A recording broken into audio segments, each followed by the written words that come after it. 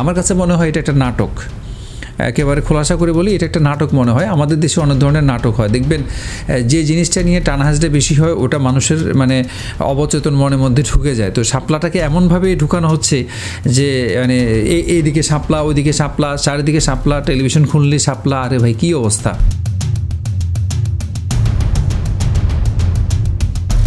আসসালামু আলাইকুম প্রিয় দর্শক, সবাইকে স্বাগত জানাচ্ছি ব্রেকিং নিউজে। আজকে অনেকগুলো ব্রেকিং নিউজ, অনেকগুলো সুন্দর সুন্দর শিরোনাম আমার কাছে আছে, সেগুলো নিয়ে কথা বলবো। তবে তার আগে যেটা বলতে চাই সেটা হচ্ছে শাপলা নিয়ে এত টানাটানি কেন হচ্ছে। আচ্ছা যাই হোক, শাপলা নিয়ে টানাটানি হচ্ছে না, কিন্তু হচ্ছে ধানের শীষ নিয়ে টানাটানি।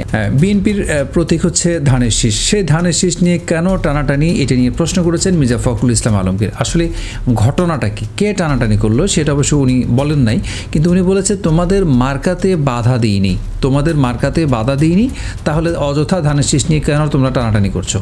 আসলে ঘটনাটা প্রাসঙ্গিক। এখন কথা হচ্ছে মির্জা ফখরুল ইসলাম আলমগীর এই যে বেশ কয়েকদিন পরে এটা নিয়ে মুখ খুললেন।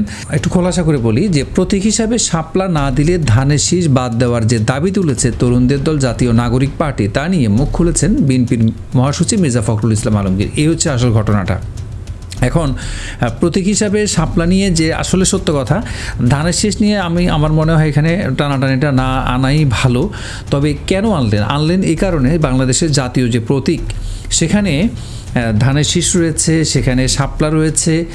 তো তাদের কথা হলো এতদিন যাবৎ তো অনেক হয়ে গেলো, মানে এতদিন বলতে ধরেন নির্বাচন কমিশনে নিবন্ধন পাওয়ার জন্য যে আবেদন জাতীয় নাগরিক পার্টি বা এনসিপি, তো সেটা চূড়ান্ত পর্যায়ে আসতে অনেক সময় লাগছে, নানান পরীক্ষা নিরীক্ষার ব্যাপার আছে। অর্থাৎ নিয়ম নীতি অনুযায়ী তো একটা দল নিবন্ধন পাবে, তো সেই নিয়ম নীতির মোটামুটিভাবে অনেকটা পথ পাড়ি দিয়েছে জাতীয় নাগরিক পার্টি বা এনসিপি। কিন্তু নিবন্ধন পাওয়ার প্রেক্ষাপটে তাদের তো একটা প্রতীক লাগবে, সেই প্রতীক নিয়ে কিন্তু মোটামুটিভাবে টানাহাজটা চলছিল এতদিন যাবৎ।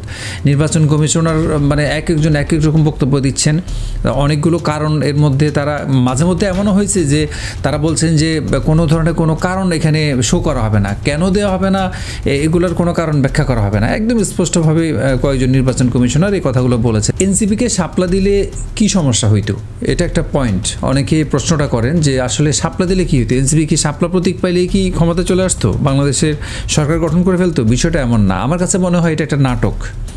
একেবারে খোলাসা করে বলি, এটা একটা নাটক মনে হয়। আমাদের দেশে অনেক ধরনের নাটক হয়, দেখবেন যে জিনিসটা নিয়ে টানাহাজটা বেশি হয় ওটা মানুষের অবচেতন মনের মধ্যে ঢুকে যায়। তো শাপলাটাকে এমনভাবে ঢুকানো হচ্ছে যে এইদিকে শাপলা, ওইদিকে শাপলা, চারিদিকে শাপলা, টেলিভিশন খুললে শাপলা। আরে ভাই কী অবস্থা!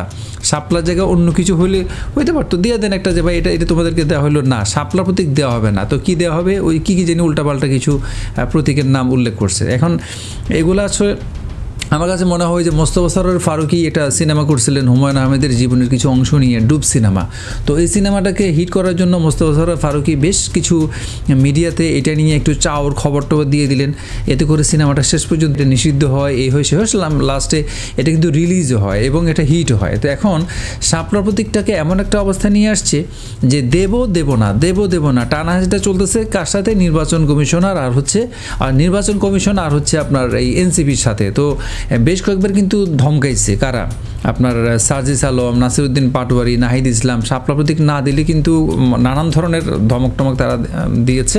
শাপলাটা যে যুক্তিতে দেওয়া হয় নাই সেটা আমরা জানি, এবং এর মধ্যে আরও একটা যুক্তি আসছিল যে শাপলা সবার আগে চাইছিলেন হচ্ছে আমাদের মান্না ভাই। এখানে দেখেন তিনি বলছেন যে এনসিপিকে শাপলা দিলে মামলা করবেন না মান্না, তবে প্রতিবাদ করবেন। এটা কে বলছেন? এটা বলছেন নাগরিক ঐক্যের সভাপতি মাহমুদুর রহমান মান্না। আচ্ছা, নাগরিক ঐক্যের সভাপতি যেহেতু এই কথাটা বলে ফেলছেন, তাহলে শাপলা পাইতে যে দুইটা বাধার কথা বলা হয়েছিল নির্বাচন কমিশন থেকে, সেই দুটো বাধার একটাও নাই। এরপরও যেহেতু নির্বাচন কমিশন এটা থেকে সরে নাই, মানে শাপলা প্রতীক তারা দিতে রাজি না। এনসিপির মুখ্য সমন্বয়ক নাসিরউদ্দিন পাটোয়ারি উনি কয়েকদিন আগে বক্তব্য দিয়েছিলেন, কি বলছিলেন? উনি বলছেন যে এনসিপিকে শাপলা প্রতীক না দিলে ধানের শীষ প্রতীক বাতিল করতে হবে। এখন এরই প্রেক্ষাপটে আজকে এটা নিয়ে মুখ খুললেন মির্জা ফখরুল ইসলাম আলমগীর। উনি বলেছেন যে শাপলা না দিলে ধানের শীষ বাদ, এই বিষয়টা মানে কেন, অর্থাৎ ধানের শীষকে নিয়ে কেন টানাটানি, এনসিপি শাপলা পাক বা না পাক এই বিষয় তো হলো নির্বাচন কমিশনের সিদ্ধান্ত, এখানে তো বিএনপির পক্ষ থেকে কোনো বাধা দেওয়া হয় নাই, এটা বলছেন মির্জা ফখরুল ইসলাম আলমগীর। দর্শক, আরও কিছু গুরুত্বপূর্ণ খবরের শিরোনাম আপনাদেরকে জানাই। বিএনপিকে চুপিসারে ক্ষমতায় আনতে চায় সরকার, এটা হচ্ছে চরমোনাই পীর, ইসলামী আন্দোলন বাংলাদেশের আমির মুফতি সৈয়দ মোহাম্মদ রেজাউল করিম, উনি কথাটা বলেছেন। এটা আজকে সোহরাওয়ার্দী উদ্যানে ইসলামী শ্রমিক আন্দোলনের সমাবেশ হয়েছিল, সেখানে তিনি কথাটা বলেছেন। আরেকটা খবর হচ্ছে আমাদের যে ডোনাল্ড ট্রাম্প, উনি অনেকদিন যাবৎ খুব আশা ভরসা ছিলেন শান্তিতে নোবেল পুরস্কার পাইবেন, কিন্তু আজকে সেই আশায় গুড়িবালি। আজকে শান্তিতে নোবেল পুরস্কার পেয়ে গেলেন ভেনেজুয়েলার একজন নেত্রী, মানবাধিকার কর্মী মারিয়া করিনা, উনি এটা পেয়েছেন। আসলে গণতান্ত্রিক অধিকার প্রতিষ্ঠায় তার যে আসলে ভূমিকা ভেনেজুয়েলার ক্ষেত্রে, সেক্ষেত্রে নোবেল শান্তি কমিটি তাকে এই পুরস্কার দেয়। এবং সবচেয়ে বড় বিষয় হলো এই পুরস্কারের জন্য ট্রাম্প গত কয়েক মাস যাবৎ বেশ চেষ্টা করছিলেন যে ওনার এই বয়সে শখ, যে উনি বলছেন যে আমি 7টা যুদ্ধ থামাইছি। সর্বশেষ উনি সবচেয়ে বেশি ক্রেডিট নিতে চাইছিলেন এই যে গাজা যুদ্ধ নিয়ে, যেটা আজকে একটা খবর আসছে, যে আমি এটা বলি আপনাদেরকে, সেটা হলো গাজা যুদ্ধবিরতি কার্যকর, নিজ এলাকায় ফিরছে ফিলিস্তিনিরা। এই যে অনেক আগে থেকে বলছেন যে ট্রাম্প যখন রাষ্ট্র ক্ষমতায় আসবেন তখন তিনি গাজা যুদ্ধ থামাবেন, এবং আজকে যদি এটা সত্যিকার অর্থ যদি কার্যকর হয়, সেখানে নিরীহ ফিলিস্তিনিদেরকে যদি আর হত্যা না করা হয়, সেক্ষেত্রে ধরে নেওয়া হবে যে ট্রাম্প তার কথা রাখছেন, অনেকদিন পরে হলেও রাখছেন। কিন্তু ওনার কিন্তু ওই যে আপনার শান্তিতে নোবেল পুরস্কার হাতছাড়া হয়ে গেছে। তো শান্তিতে নোবেল পুরস্কার পাওয়ার জন্য উনি ভারত পাকিস্তান যে যুদ্ধ, সেটা থামানোর ক্রেডিটটা উনি নিয়েছেন এর আগে। তারপর ইউক্রেন এবং আপনার হচ্ছে রাশিয়ার যুদ্ধ থামানোর জন্য বেশ চেষ্টা করেছেন।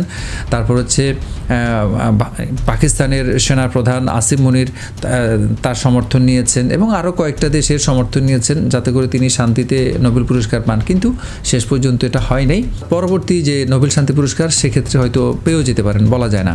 এরপর আরেকটা খবর দেখেন, ইসরায়েল থেকে মুক্ত হলেন শহীদুল আলম, এবং তিনি এখন তুরস্কে। খবরটা খুবই ইম্পর্টেন্ট, কারণ গত কয়েকদিন যাবৎ বাংলাদেশের এই আলোকচিত্রী এবং মানবাধিকার কর্মী শহীদুল আলম, তিনি বাংলাদেশ থেকে একমাত্র এই যে গাজা ত্রাণ নিয়ে রওনা দিয়েছিলেন, এবং শেষ পর্যন্ত গ্রেপ্তার হন। এবং গ্রেপ্তারের পর সারা বিশ্বে আসলে এটা নিয়ে, শুধু তিনি না, আরও যারা গিয়েছেন মূলত ত্রাণ নিয়ে যারা পৌঁছেছেন, তাদের বেশিরভাগই কিন্তু গ্রেপ্তার করা হয়েছিল, এবং তারা সেখানে নির্যাতনের শিকার হয়েছেন বলে বিভিন্ন খবরে আসছে।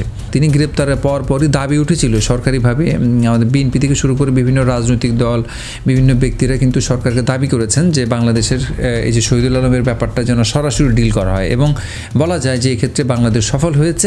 সংকটাপন্ন 5 ইসলামী ব্যাংক একীভূত করে হচ্ছে একটি।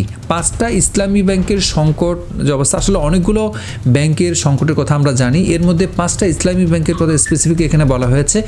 5টা ব্যাংকে একীভূত করে একটি ব্যাংক হচ্ছে।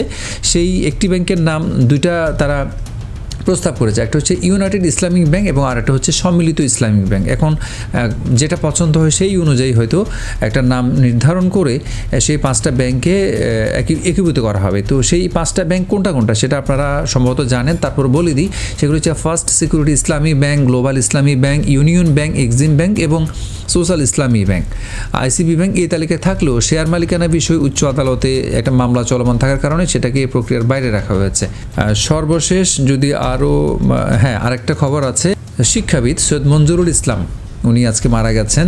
তিনি ঢাকা বিশ্ববিদ্যালয়ের ইংরেজি বিভাগের ইমেরিটাস অধ্যাপক, কথাসাহিত্যিক, প্রাবন্ধিক, এবং আমরা তাকে খুব ভালো করে চিনি। বাংলাদেশের বিভিন্ন প্রেক্ষাপটে তিনি কলাম লিখেছেন, বক্তব্য দিয়েছেন, অনেক গুরুত্বপূর্ণ ভূমিকা রেখেছেন।